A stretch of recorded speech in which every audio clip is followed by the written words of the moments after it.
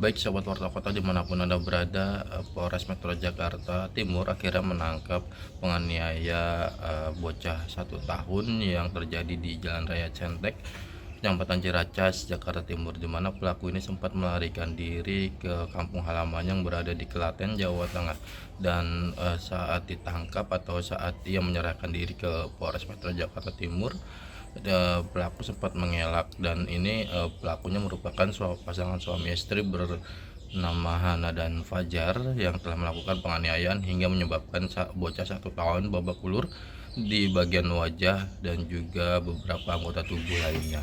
Dan saat ditangkap pelaku tidak mengakui perbuatannya, namun setelah dilakukan pendalaman oleh unit PPA Polres Metro Jakarta Timur, akhirnya pelaku membenarkan bahwa telah melakukan penganiayaan terhadap bocah 1 tahun yang diasuhnya sejak baru lahir, karena memang orang tua korban sendiri ini bekerja di Surabaya, Jawa Timur, sehingga tidak bisa setiap hari bertemu dan hanya memantau melalui sambungan telepon ataupun video call. Demikian, kembali ke studio. Pasangan suami istri berinisial H, 25, dan F, 28, tega menganiaya bocah 1 tahun yang diasuhnya dari seorang perempuan bernama Devi Sri sejak tahun 2024 lalu.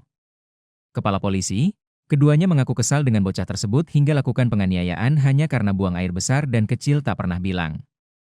Kapolres Metro Jakarta Timur, Kombes Pol Nikolas Lilipali mengatakan, pelaku menganiaya korban dengan cara mencubit, memukul dan membenturkan wajah korban ke tembok serta lantai. Lilipali melanjutkan, faktor lain penganiayaan karena ibu korban sering telat menggaji tersangka sebesar 1,5 juta rupiah setiap bulannya. Ia mengaku, uang gaji 1,5 juta rupiah di luar dari kebutuhan Alf seperti pampers, jajan dan membeli susu. Ujarnya, Kamis, 17 Juni 2025.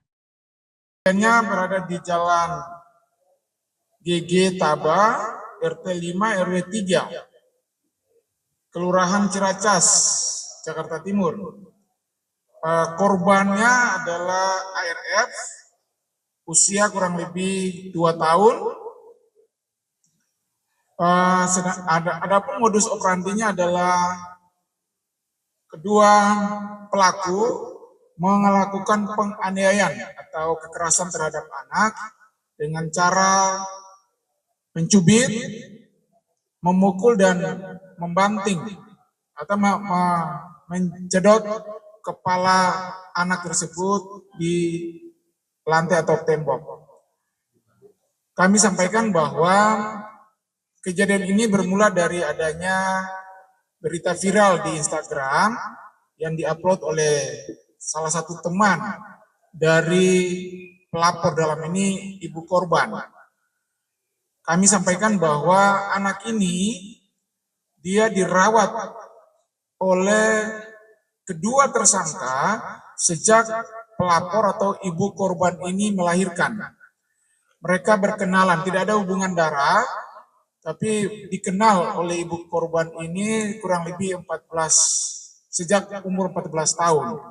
Dan kebetulan ibunya ini hamil dan belum menikah, sehingga dia tidak menitipkan anaknya ke keluarganya yang ada di Bogor, tapi dia menitipkan anaknya ini kepada salah satu teman yang dia kenal, yang dalam hal ini adalah tersangka. Memang awal mulanya kejadian ini bisa terungkap karena ibu korban, dalam ini pelapor, sejak dia melahirkan anak ini dan menitipkan si korban ke tersangka, dan kemudian dia bekerja di daerah di kota Surabaya. Jadi dia hanya memantau dan mengawasi perkembangan anaknya melalui HP.